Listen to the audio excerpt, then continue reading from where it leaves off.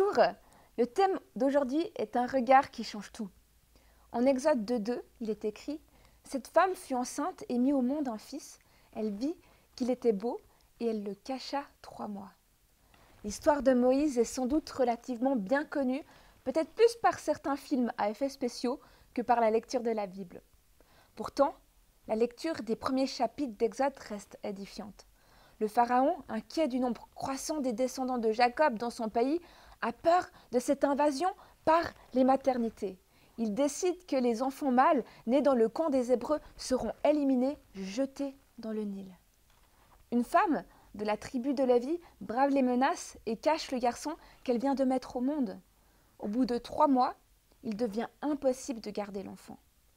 Elle rend alors étanche une corbeille, y dépose l'enfant et le confie étonnamment au Nil qui jusqu'ici était le lieu de la mort. Dans ce récit surprenant, il y a un détail à relever. Il est dit de la mère, se penchant sur le nouveau-né, elle vit qu'il était beau.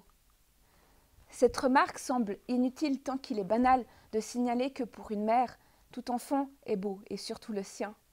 Mais il faut se souvenir que chaque mot dans la Bible a son importance et que certaines expressions ont des échos significatifs. Or, quand Dieu crée le monde et se penche sur ce qu'il a enfanté, on retrouve cette expression. Il vit que c'était beau.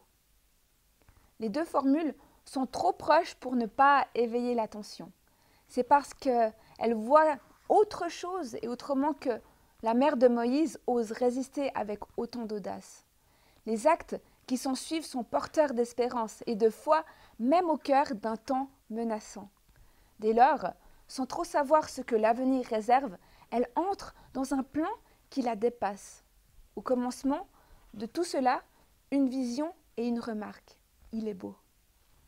Et il faut tout faire pour que cela reste beau. Dès lors, une question. Quel regard vais-je poser sur ce que je fais avec l'aide de Dieu ? C'était sa parole pour aujourd'hui. À bientôt.